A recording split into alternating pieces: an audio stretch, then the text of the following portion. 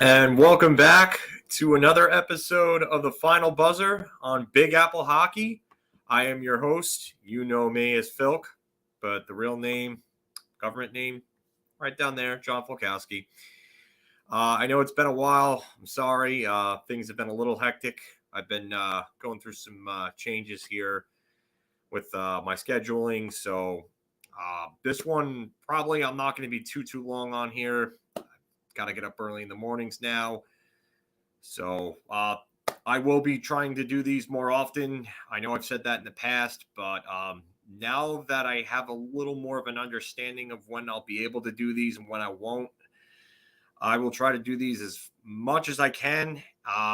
And sometimes the times will change, but I will let you know all about that going forward because there will be a change in scheduling of when I will be doing these. I probably won't be doing these on the night of games. I'll probably be doing them the day after from now on. So I hope you all still join, and I thank you all for joining me tonight and every time I do these.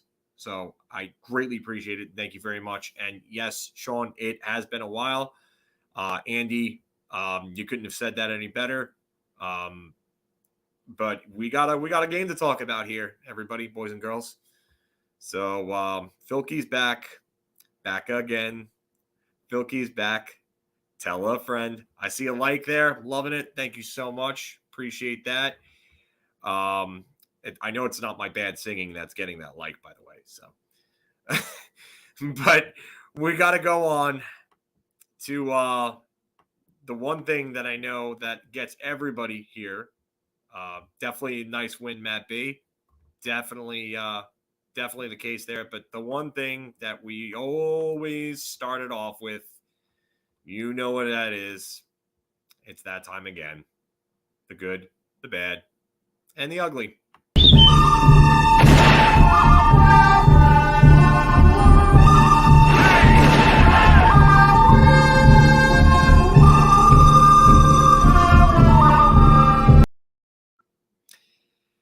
It's been a while. I'll quote Stained there and say that it's been a while. Yeah. So we're back here on Big Apple Hockey and on the Final Buzzer with the good, the bad, and the ugly. And I believe this is Mark chiming in. No, Kurt. The episode itself is called the Final Buzzer, but the good, the bad, and the ugly is still a segment that we do within the Final Buzzer. That's just one part of it. So, yes, Andy, we're going to talk about him. And David, yeah. Now you see what I've been talking about, David. Now you see it. And speaking of which, you know how this works if you've been on here before. If you haven't and you're new to the channel, remember, like, share, and subscribe. As our fearless leader, I believe here, Mark, saying, thank you for joining me. And you could support the channel with a super chat or a super sticker. So definitely do that. I will be doing Q&A time afterwards as well. If you're not familiar with this, but thank you all for joining me here tonight. And yeah, we're gonna go and we're gonna start with the good. And that all rookie pairing was great. They were arguably the best pairing on the ice. I would say it. I thought Schneider and Jones were just incredible together. I thought they were really good. I thought Zach Jones he made a lot of plays that really reminded me of Fox. And I know I say, and hey, John, by the way, I saw you there. But yeah, there he is. There he is. So that's part of the good, Matt. I'm not gonna do that, but the part of the good is that Zach Jones was in there, and that's this part right here. Zach Jones was in, and Zach Jones was phenomenal. I mean, listen, I've been saying that ever since I heard his coach at UMass compare his game to Adam Fox. I kind of looked back at it and I went and I watched tape and I'm like, wow, he kind of does a lot of things that Adam Fox does, but just not to that level because Adam Fox is truly special. I think Adam Fox is one of the best he's one of the best defensemen of this upcoming generation, if not the best defenseman of this upcoming generation.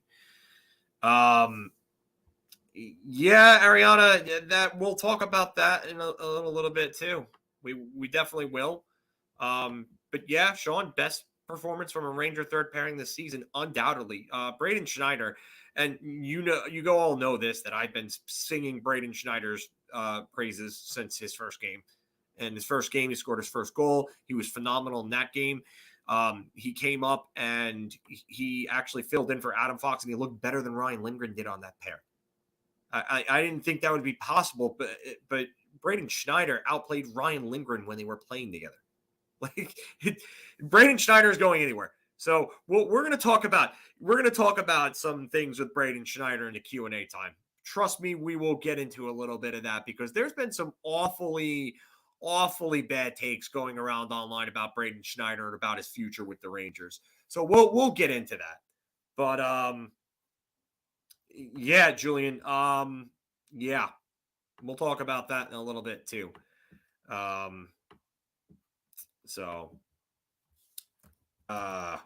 Yeah, but I was gonna say, Fox, when he went down, Braden Schneider stepped up, and Zach Jones came in to tonight's game and was just awesome. He made so many plays where you just saw his smarts, his skill, and his poise. Where I mean, he makes those little deception plays that Adam Fox does, like or how I always say that Adam Fox sells deception. Zach Jones can do that. Not to Adam Fox's level, but he can do that, and he did a lot of that tonight. And it just, the way that he skates and moves the puck. If Adam Fox had Zach Jones's skating ability, Adam Fox would be miles and miles ahead of everyone, including Cale Makar, because Zach Jones is a phenomenal skater. He really is. He's a very, very good skater. And he's also a very good shooter. He's got the shot that Adam Fox doesn't have. So Zach Jones was just incredible. His decision-making was great. His poise, the way that he moved the puck, the way that he escaped trouble in his own zone to get the puck out. The way that he jumped into the play on offense, I watched his game from start to finish and kept an eye on him.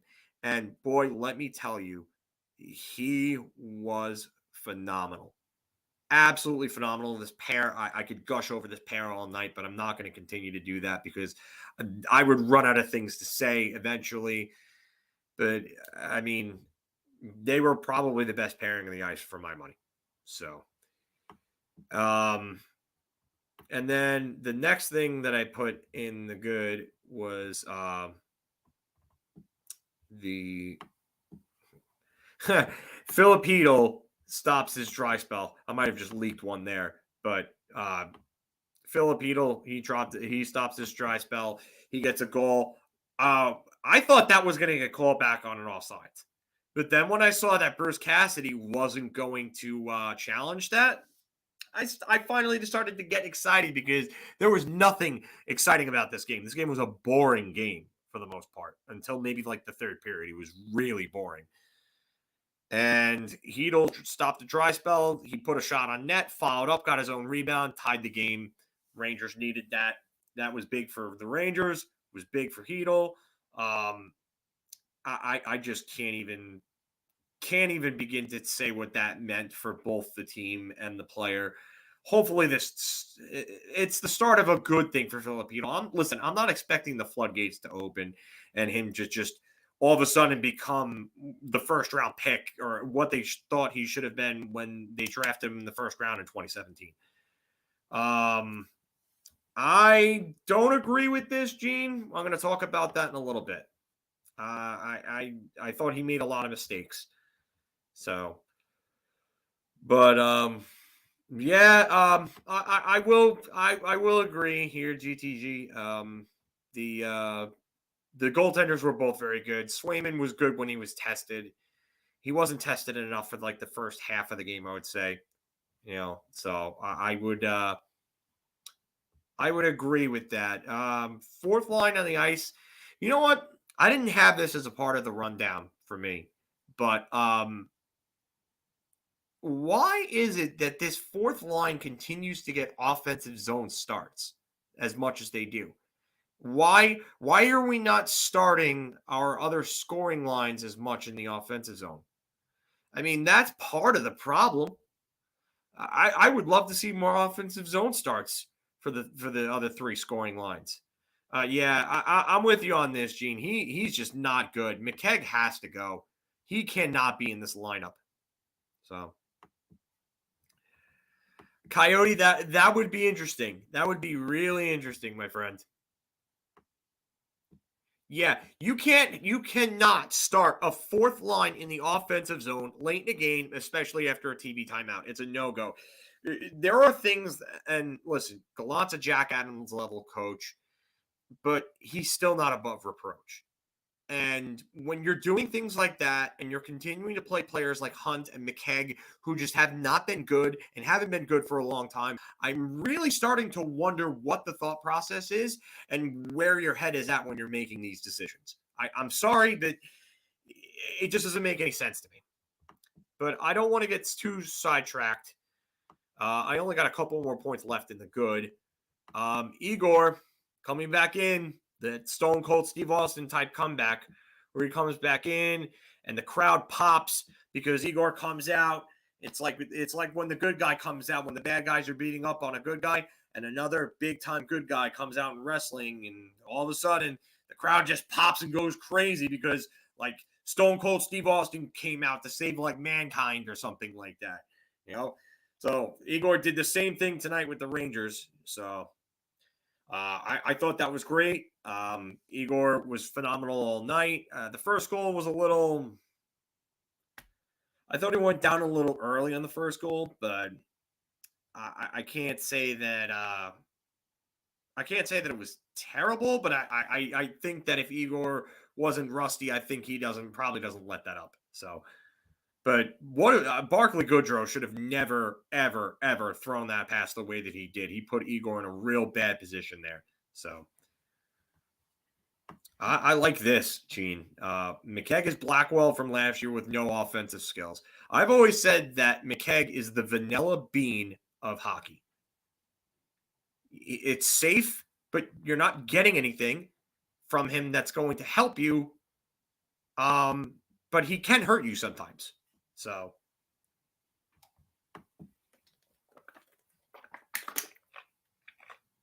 And the last thing I'm going to put in the good shootout is Miller time now. I mean, 1-for-1 career in a shootouts, Keandre Miller.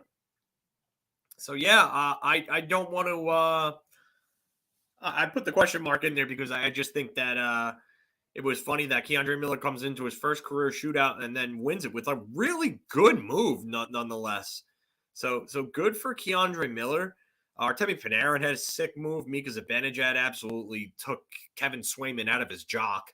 I think Kevin Swayman's jock might still be hanging in MSG's rafters if you look hard enough.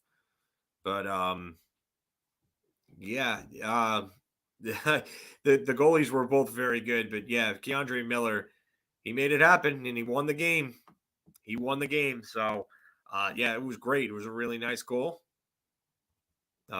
Good to see everybody in here, by the way. Good. The 32 viewers are right now. Awesome. Awesome. Love seeing the viewer count high, especially after a game like this. Having all the Ranger fans to talk to. Love this. I haven't done it in a while, but I love this. So, but that was all of the good. That's good. Now on to the bad. So to start off the bad, welcome back, Brody. Been a while, my friend.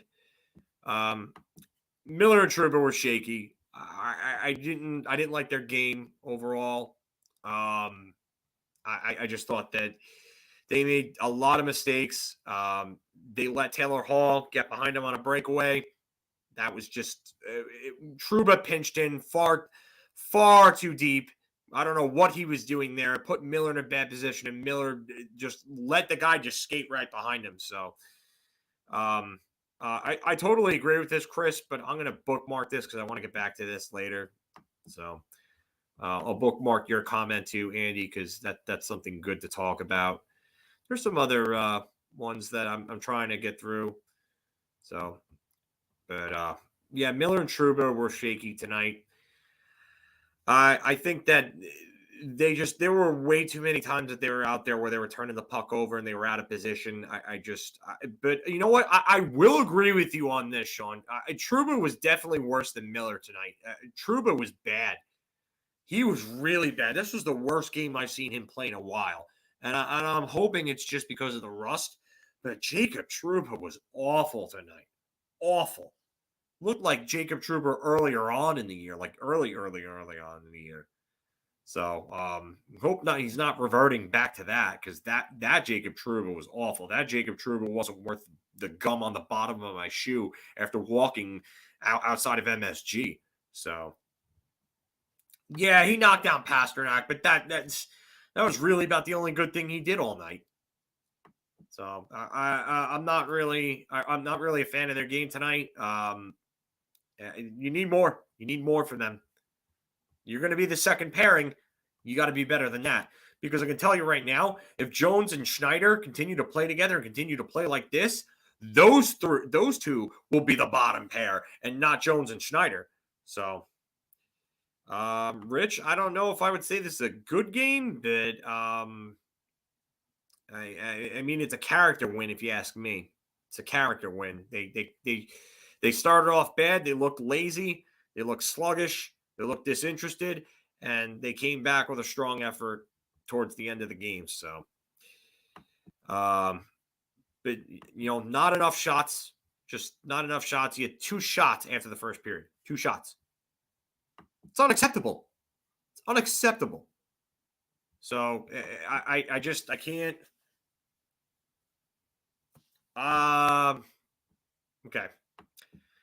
I don't know if this is a troll post or if this is for real, but please go away. Go away. Because that's one of the most ridiculous things I think I've ever seen in my life. Because that's got to be a troll post, but go away. Yeah, goofy, that's an understatement. Understatement of the year right there. So, yeah, not enough shots. You got to get more shots on net. They just, like I said, 2 shots after the first period. It was like 17, I think, after 2 periods. It's not enough. It's not enough. And there were not enough high quality chances, high danger chances at all. I think I counted by the time the third period came around. I think I counted 2 or 3. Might have been lucky if it was 3. So, yeah. So that'll be interesting. Now the offense it wasn't there. I just think that the offense just looked totally out of sync all night. I get it. It's a long layoff, but at the same deadline, Kurt, by the way, it's March 21st. So March 21st, everybody. Yeah, I think I'm just going to block that guy because I can't take that seriously. Sorry, but block. When you troll post like that, you get trolled.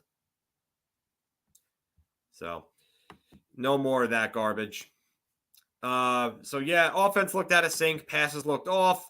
I think the puck support just wasn't there. The players were just not in the right positions all night. The passes were just a little off. Tyler Bertuzzi's a good player. You can't go to Canada with him, though. He can't get into Canada right now, so that would suck. You have to go play a Canadian team. You're screwed. So I doubt he's going anywhere, though. I think that I think he'll get re-upped by Detroit eventually. So, especially with being about a point per game player, that could possibly have a 35-plus goal season. I don't think he's getting moved. But and then that was the bad. Ooh, that's bad. And the ugly. The only 2 things I really put in the ugly column were the first period. First period was just horrendous. It was a horrendous period. I don't know what they were doing. They looked like they slept to walk through. The effort wasn't there. They looked like they were going through the motions. I don't understand it. I really don't. You know what, Rob? I'll highlight this one. I'll get back to that in just a little bit. So, yeah. And yes, Chris, he is on pace for about 40 goals. I said 35 plus because I wasn't sure the exact number, but I know it's around 40. So, I think it might be like 38 or 39 or something like that. I would have to do the numbers, but I don't have that off the top of my head. But Tyler Bertuzzi's not getting moved. Could tell you that right now. But yeah, the first period was just terrible. Terrible period. I listen, I know it's a long layoff. It's no excuse. It's Boston without Marchand, without Bergeron. And this is not the same Boston team of years past where there's Krejci and others like Corrali to compensate for all that. Boston's lost a lot of key guys over the last 2-3 years. So this team simply isn't as good as they've been in the past, and they were without 2 of their 3 best players. So.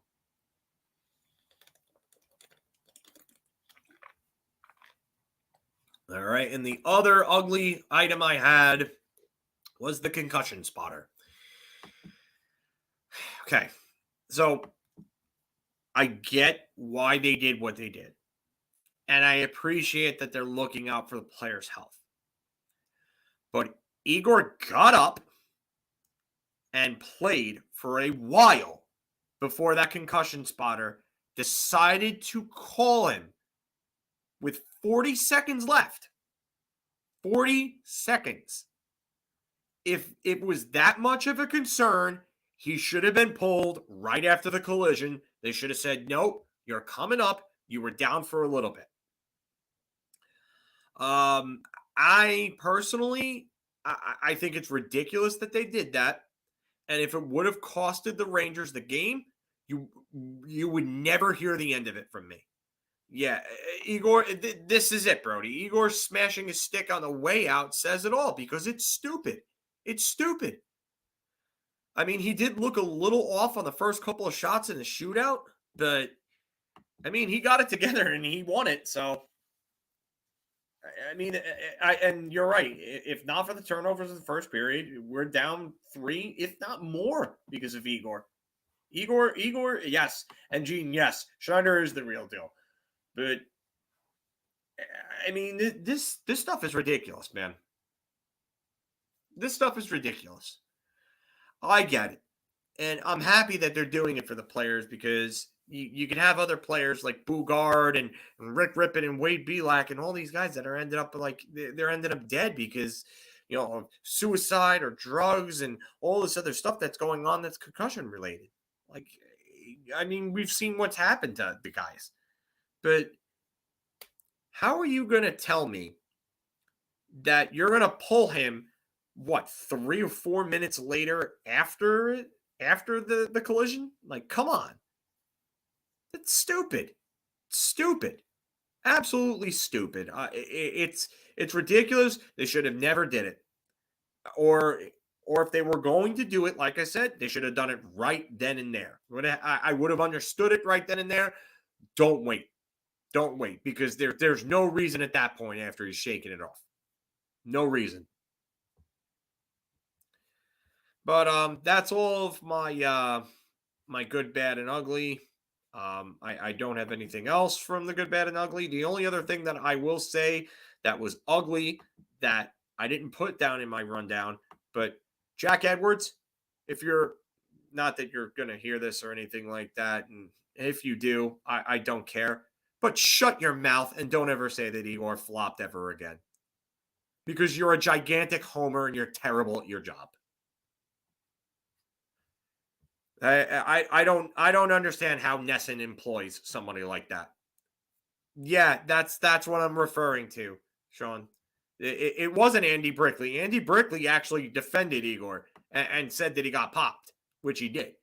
But Jack Edwards turned around and said that he was flopping around and diving and stuff. So, Jack Edwards, you could take a hike, buddy. I don't know how you have a job because you're terrible at your job and you're a gigantic homer that can't even put a bias aside and call a game properly. You're a joke. Calling it. And that's a guy that turns around and defends everything that Brad Marchand does. He had nothing to say about Brad Marchand punching Tristan Jarry. Nothing to say about that. What a shock. Jack Edwards? Yeah. More like Jack off Edwards. Joke.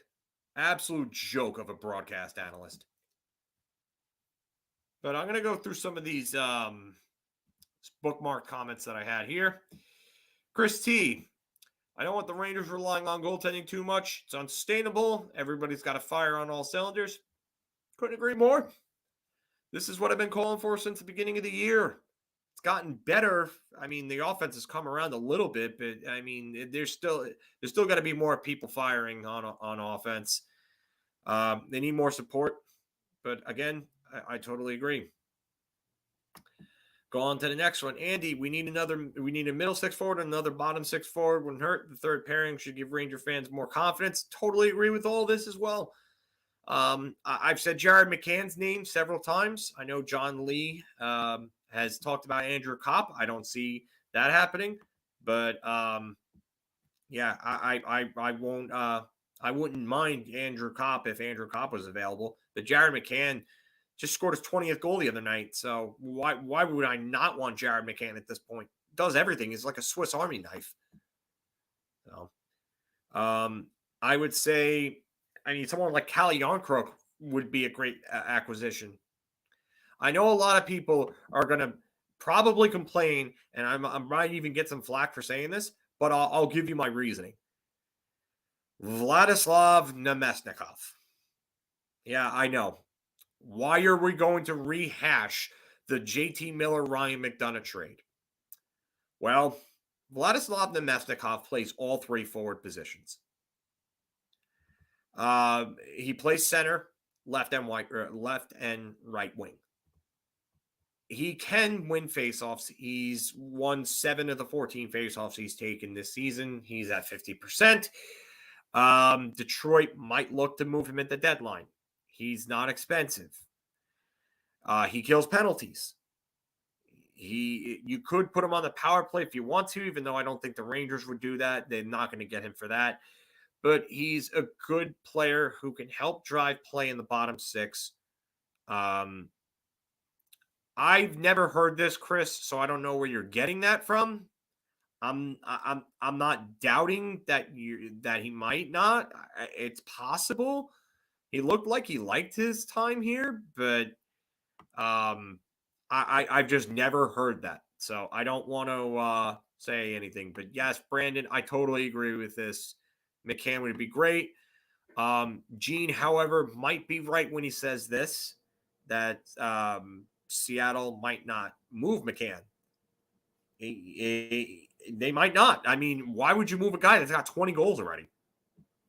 And not only that, but I believe he's an RFA at the end of the year and not a UFA. So he's in good graces in Seattle because he's under team control. So let's see. His cap hit, his expiring status is RFA. He is 25. He will be 26 in May. So he will be a restricted free agent. He's going to look for a nice raise from that $2.94 million, though. Tell you probably going to go into the 5 range. But yeah. Jack, you're right. Wasn't pretty at all. It was a pretty ugly game, but got to take the points. But it's always but this is why I have this show, though, Jack. As you know, it's always good to point out the ugly parts of it and the good parts of it and break them down and talk about them. So, yeah, Chris, I'm with you here, Christy. Get as long as McKegg and Hunt are not in the lineup, I'd be very, very happy. And yeah, Matt, I would definitely love Joe Pavelski. I know I said it in our All-Star videos when we were in Vegas, Mark and I, but I would love Pavelski. He fits every single thing that they need, literally to a T. You need a scorer, he can score goals. Former for multiple time 30 and 40 goal scorer. Power play. He's arguably the best net front presence in the league. I would say he's probably number 2 right now behind Chris Kreider. He can play center and right wing, which they both need help in. Center and right wing are the 2 positions that they need help in the most. They don't need help on the left side.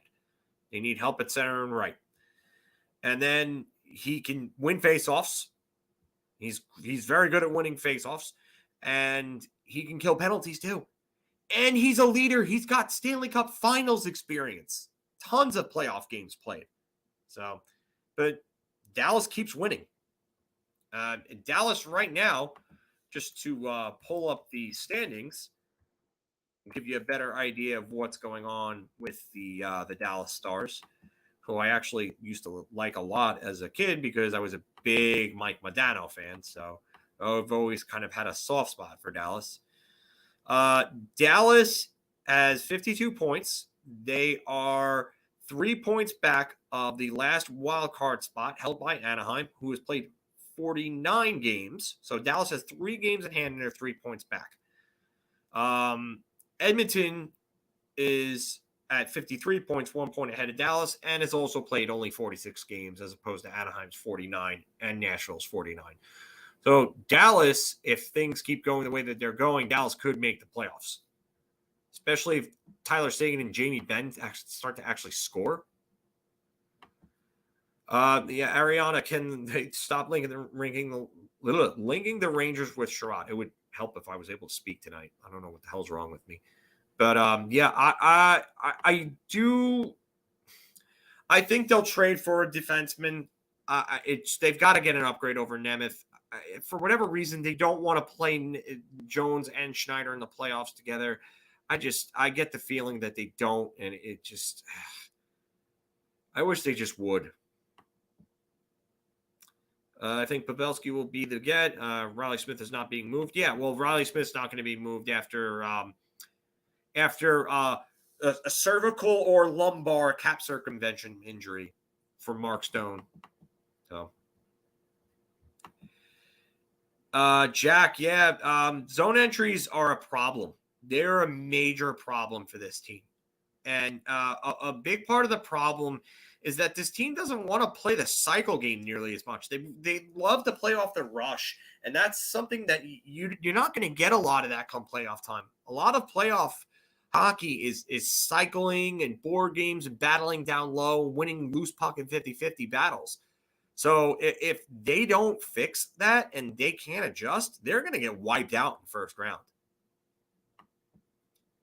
Profound. We need Kakko to come back and spark that second line again. I would like to see Kakko play on that second line again. Chris T, what are my thoughts on Radic Fox? Ooh, that's a good question. Radic Fox is actually a very good bottom 6 player. I don't think Dallas moves him, though. I mean, he's 28. He just turned 28. And he's got a few years left on his deal at $3.25 million with a modified no trade. So it's only a 5-team no trade, which isn't bad. But, I mean, the offense has gone down since 2019 with him, big time. And that's a concern.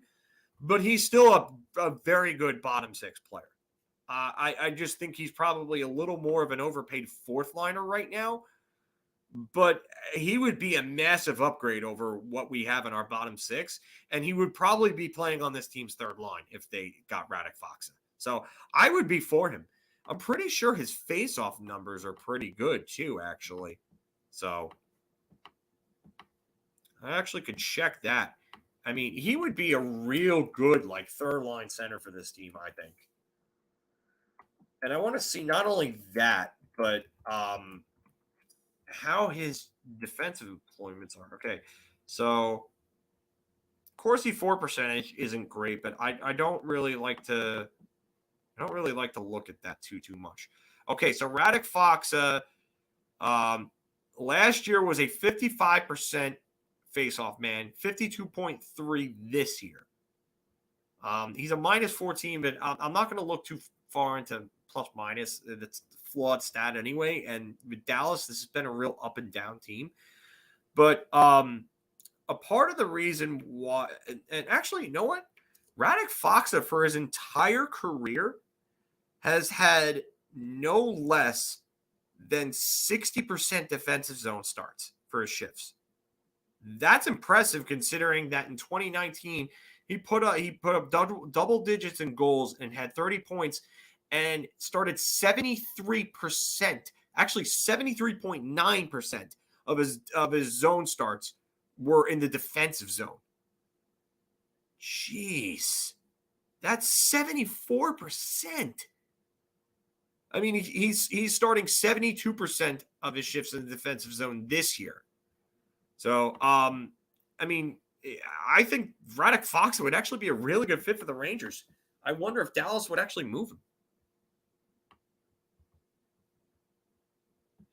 Yeah, Gene, I'm with you on this. I've always talked about Drury. That's why I think Mark Scheifele, if Winnipeg went behind the scenes and started asking a couple of teams what they would give up for Mark Scheifele, if the Rangers turned around and said, we'll give you Kravtsov, Nils Lundqvist, a first-round pick, and something else for Mark Scheifele, I could see Chris Drury making that move.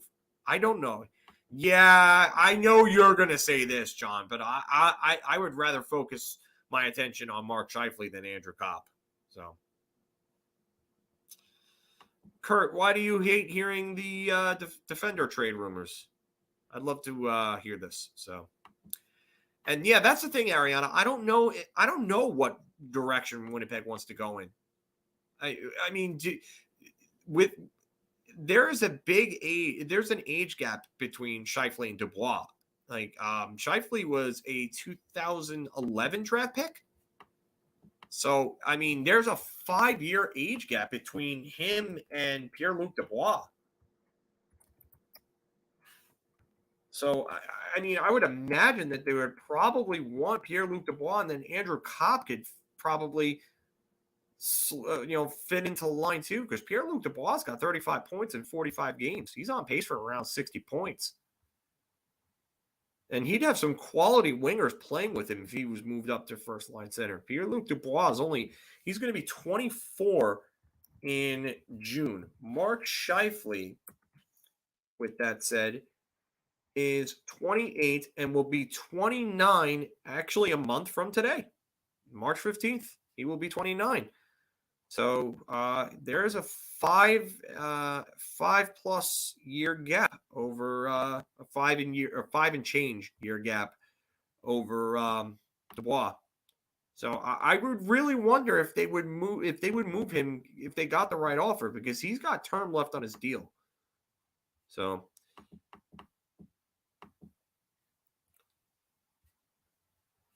I like Giordano, Gene. I really do. I like Giordano. David, what's going on, man? Yeah, I mean, I don't know if I would call that an awesome game, but I will definitely take the win, David. Definitely. Jack, I know we need to see more Jones and Schneider, but yeah, it is. It's a clear upgrade over Nemeth or Hayek. I don't know how anybody can't see that. If someone can give me an explanation on how they can't see that, Zach Jones at this point is clearly an upgrade over those two clowns, then please tell me. Please tell me. Because if your answer is size and physicality, did you see Zach Jones absolutely truck Charlie McAvoy? Charlie McAvoy is a bigger man than Zach Jones is. And Patrick Nemeth probably couldn't truck Charlie McAvoy because he couldn't catch Charlie McAvoy.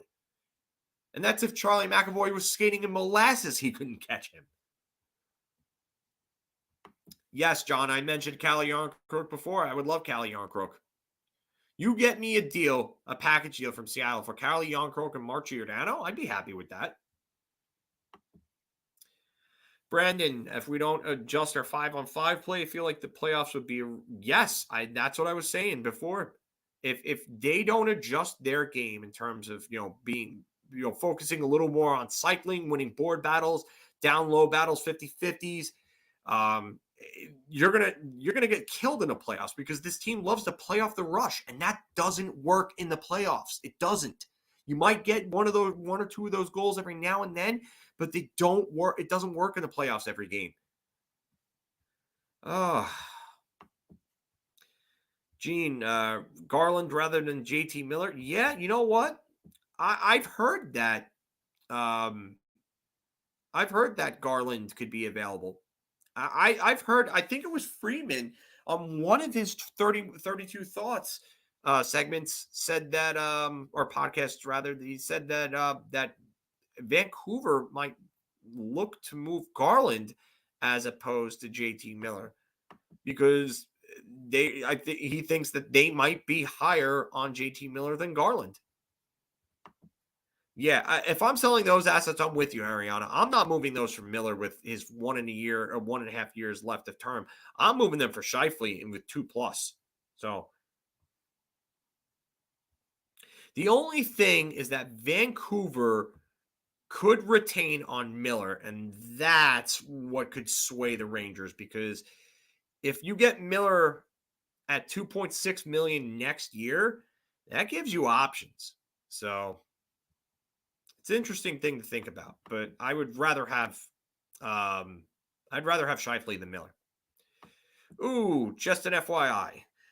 Saravalli on Sportsnet talking about Brock Besser. And no, I want nothing to do with Brock Besser. I want nothing to do with Brock Besser. Brock Besser's numbers scare me because they've dropped tremendously since his rookie year. I know he had a rebound year. I think it was either last year. I think in 2021, he had had one of his better years that he's had in a few years. But his rookie year was good. His second year was a little bit of a downgrade, but his numbers were close. He played 7 more games and had 1 more point, 3 less goals. 2020 was a bad year for him. It was a downgrade.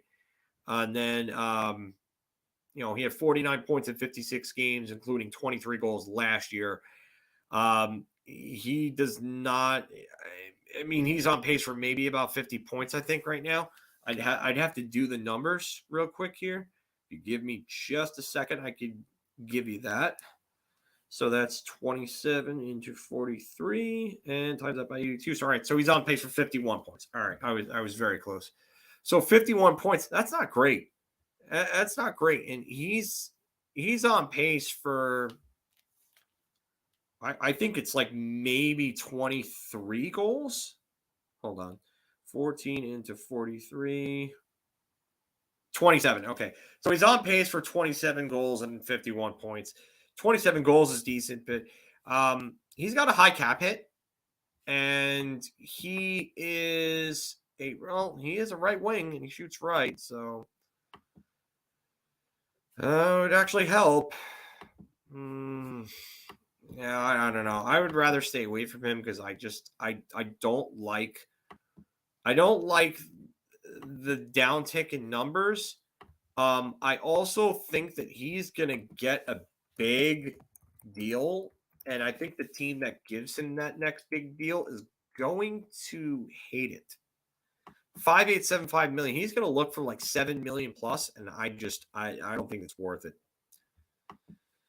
Jack, no one is saying Zach Jones is some wizard with a puck or defensive savant, but he's clearly our 6th best defender, and it's not close. Yeah, I'm that's what I'm saying, Jack.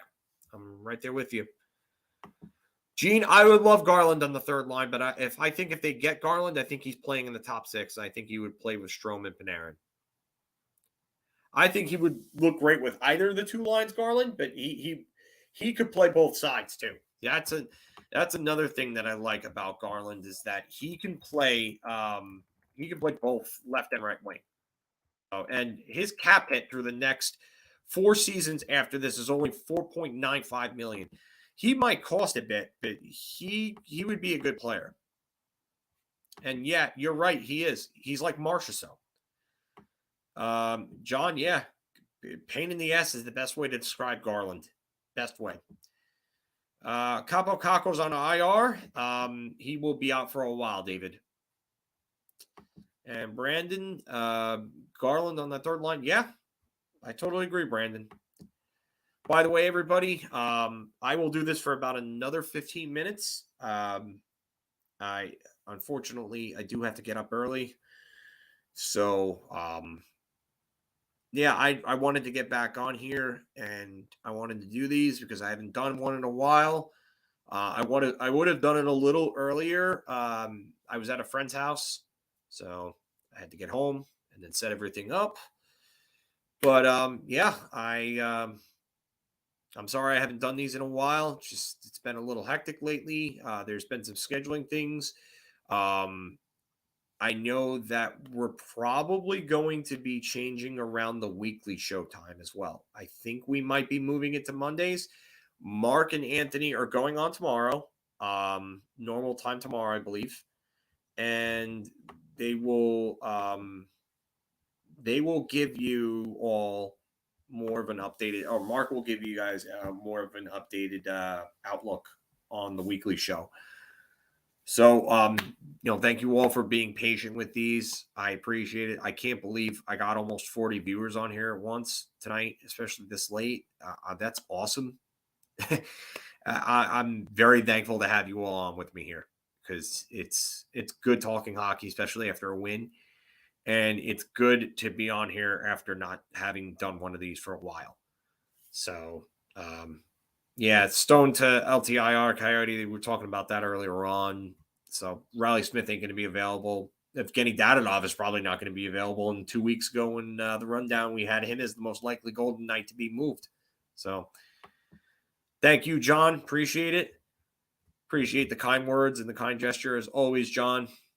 You've been an OG with us. Kurt, thank you as well. I appreciate the kind words. But yeah, I definitely keep watching, and Mark will give you all more info about the status of the weekly show. We're still going to be doing it. So, Chris T, this is actually a great one because we haven't gotten to really talk about this yet. I know that they were going to be talking about it tomorrow probably, but I'll give you my opinions. Calgary won that deal. So basically, it's a top 10 protected first round pick.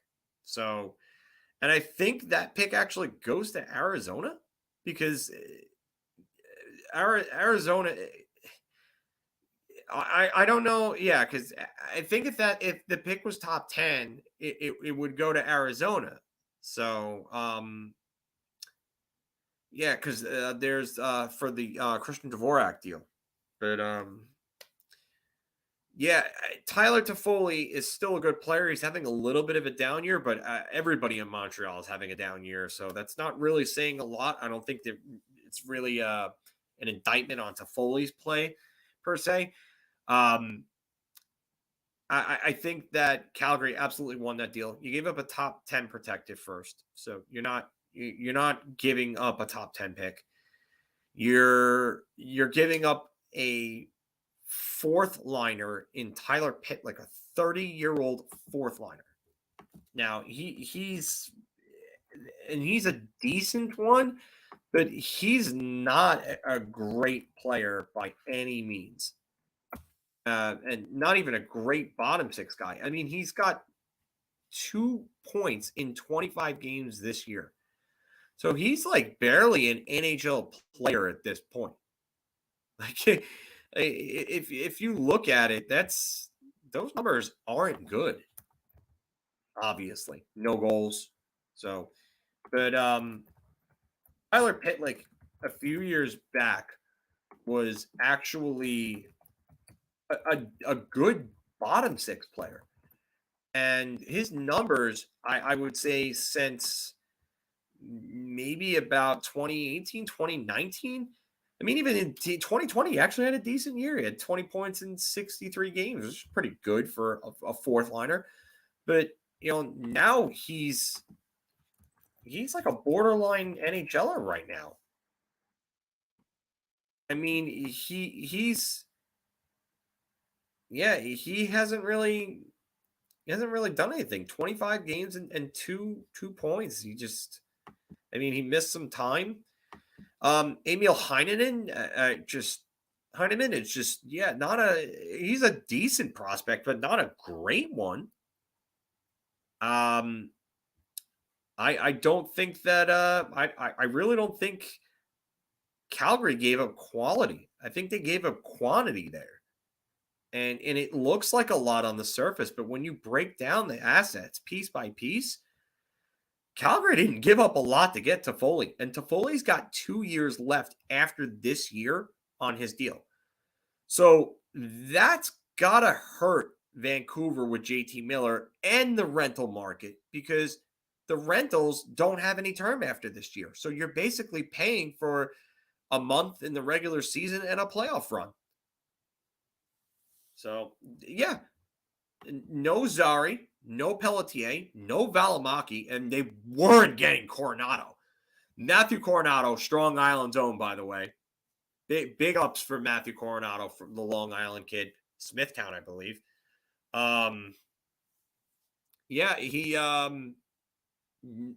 of those prospects were going to be in that deal.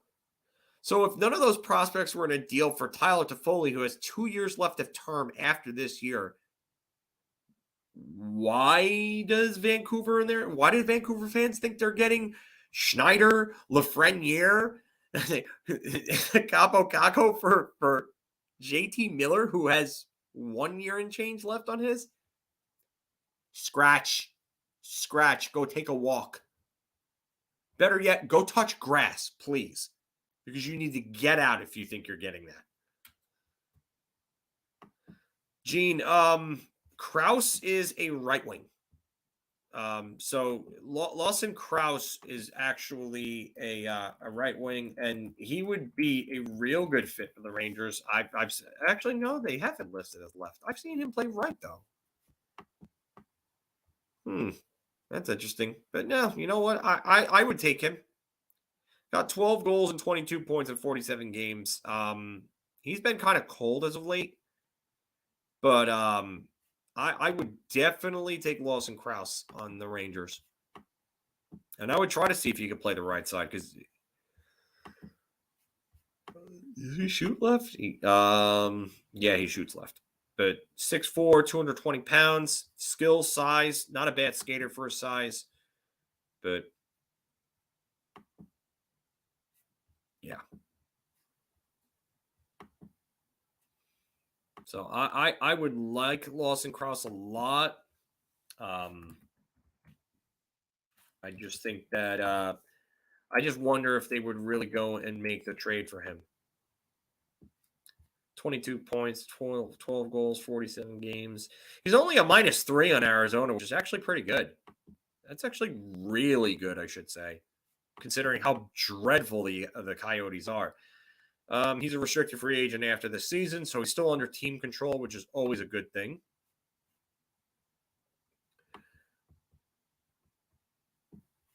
Yeah, this is it, Gene. And John, same thing. Vancouver fans are always delusional. Yeah. Hey, Mikey, welcome. Yeah, I'm probably going to go for like another 7 minutes, Mike. I got to get up early, so but I did want to do this. I would have done it a little earlier and probably would have been on a little longer for you, but and good for Toffoli. I don't have anything against Tyler Toffoli other than the fact that he was on Los Angeles when they beat us in 2014. Go F yourself, Tyler Toffoli, for that, by the way. As I say that, I had nothing against him. But no, Tyler Toffoli's a good player. He's a good player. And, I mean, if anything, you're looking at a player who can make a difference on a team. I mean, the Flames lit up the Jackets 6-2. Jeez. And Andrew Eatbread did not score at all, by the way, which is funny because he's got 24. So yeah.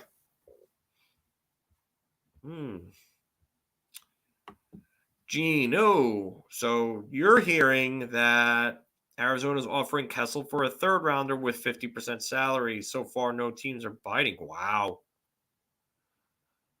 I have a hard time believing that no one would take Phil Kessel for a third rounder if 50% of his salary was retained. I have a real hard time believing that. I'm not saying that your source is lying or anything like that. But to me, how are teams not going to take a chance on Kessel at that cheap with salary retained? That doesn't make sense to me. It just doesn't.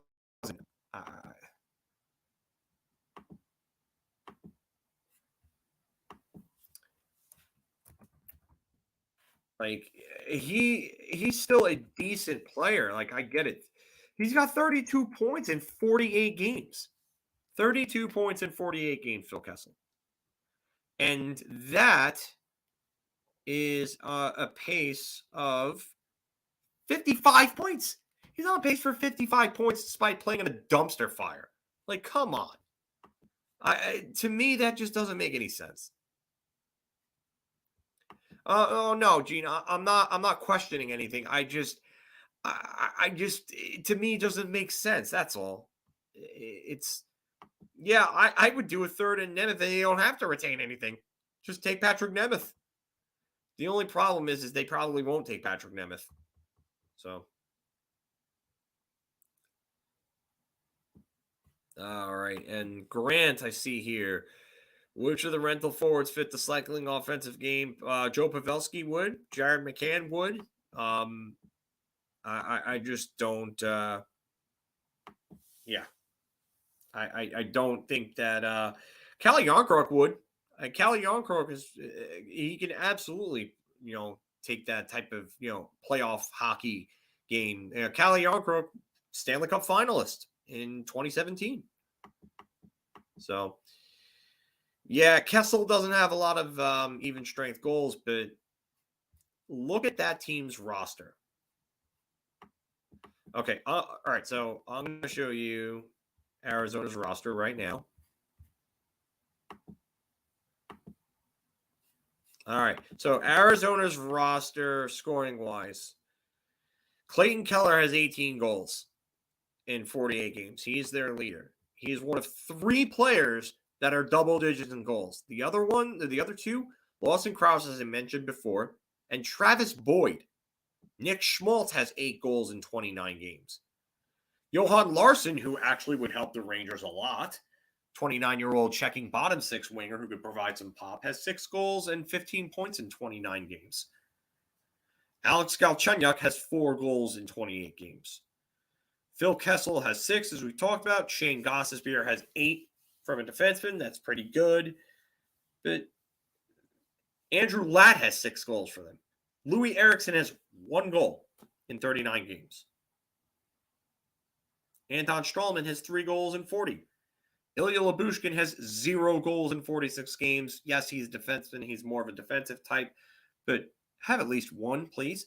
Jacob Chychrun, after shooting 18% last year, is now shooting 1.7% and has 2 goals in 37 games. I know, and he's a minus 27, so he is not having a good year. That team is bad, but he is not having a good year. Clayton Keller is probably the bright spot. Clayton Keller didn't cost so much. I would say the Rangers should go after him.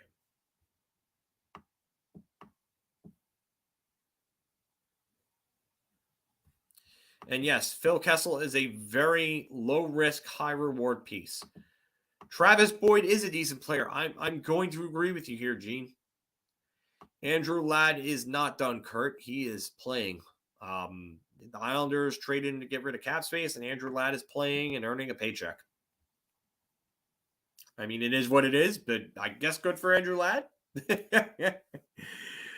So, yeah. Guys, girls, I'll give you an extra 5 minutes to get some last-minute questions in. So, yeah. Oh, you couldn't be any more right about this, Ariana.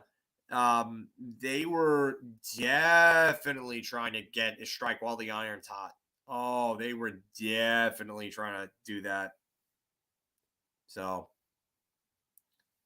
but yeah, I'll give an extra 5 minutes just because I haven't done this in a while, but I do need to get to sleep soon. So, get your questions and comments in now. So, what do I want the next Rangers reverse retros to look like? Just give me the White Liberty, Christy. Just give me that White Liberty, please. Or a red one. I would take a red one too. A red one I think would be sick. You do it with like blue pants. Hartford had jerseys like that a while back.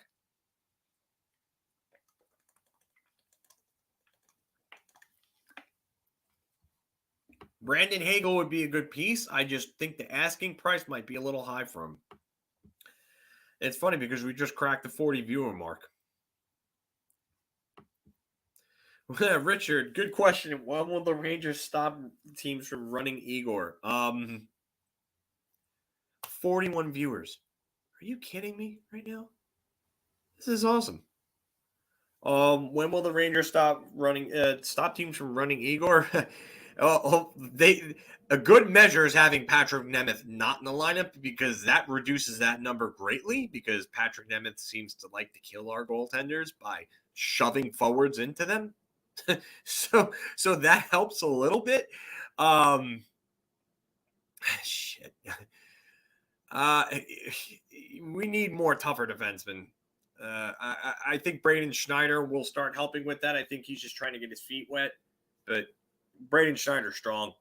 He is strong. He can knock people down. He can knock people straight on their rear. He knocked down Pasternak tonight. He knocked. Yeah, I see your comment, Michael. I saw you had a good time at the game, Michael. You were definitely having a good time there. But yeah. So Braden Schneider will start helping with that, not stopping teams from running our goaltender. Grant, is Zach Jones actually good at net front defense?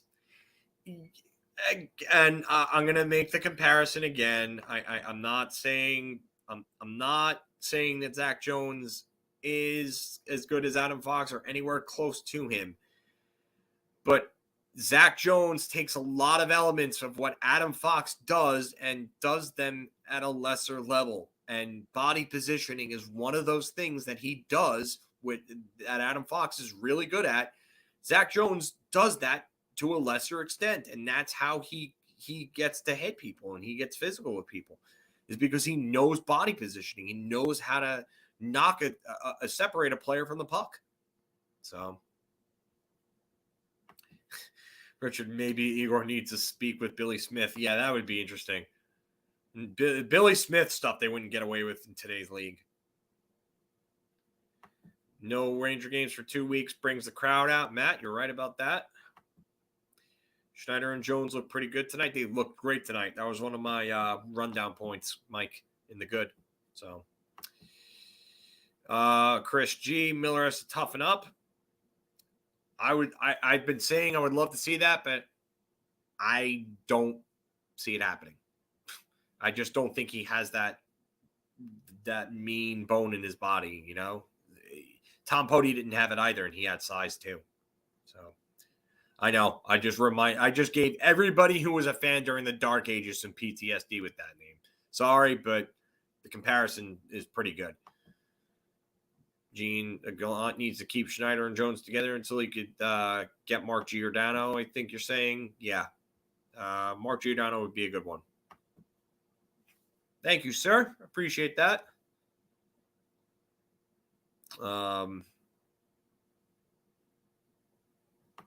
Ariana, thank you. You have a good night. Yeah, Jones does have moxie for a smaller D, man. He definitely does, Gene. You're right. And yeah, he does. He gets the puck off the stick tonight. Refs let the boys play tonight. Yeah, there were a few, Grant. Nothing. It wasn't like a terribly officiated game, but you know, there were definitely some things that Boston got away with. When does Gallant tell the boys to shoot at the net sometimes? Yeah, Dan, you're right. It definitely needs to be more shots. Excuse me. What do I think of moving Miller forward? Always looks good in the rush. I don't know how good he would be at forward. Maybe that's his future in the NHL, though.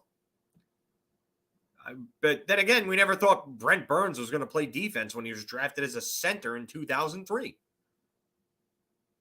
Back at 40 viewers again. Jeez. Yeah, and there he is. Next time Miller backchecks will be the second. Brandon, you have a good night, buddy. I appreciate you coming on with me. Yeah, the Islander fans are very quiet these days. Our own Anthony LaRocco is not the biggest chirper, but a lot of Islander fans are definitely quiet this season.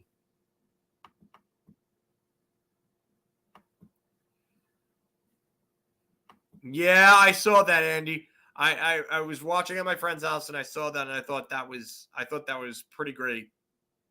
So you could definitely tell that Ramsey was not happy with the ref and what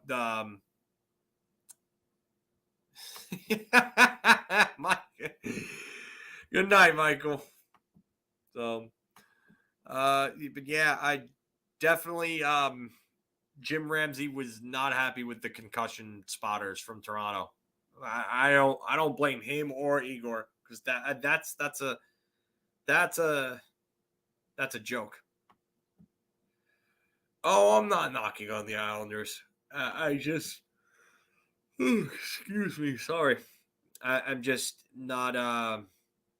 I just noticed that they are quiet, and yeah, they're going to be quiet for a while, at least until next season. So, or until they face the Rangers, and if the Rangers don't show up to play. So, but I am going to end it here. I love the fact that we were just over 40 viewers a couple of times there. That's just awesome to have as many viewers as we have on tonight, especially this late. Thank you all for joining me. I appreciate it. It's been a while. And again, I'm sorry that it's been so long. I will figure out what we'll be doing with these. Mark will keep you all updated, like I said, about this, the weekly show. We're going to keep the three of us together, whether it's a weekend show or whether it's a weekday show, whatever the case may be. We're still going to do the show where it's all three of us, and then all three of us will have our own separate shows as well. So thank you all as always for supporting us, supporting the channel. To John Lee again for, the super sticker. Appreciate that as always. Everyone who, everyone who's been with us from the beginning, we appreciate you all. So on behalf of Big Apple Hockey, thank you so much for for tuning in with us and enjoying our content. I'm glad that we're, delivering some good content to you all and that you're all loving it. So please keep coming back for more. We will continue to churn out more stuff for you. So everybody, let's go Rangers. Have a good night and we'll see you all soon.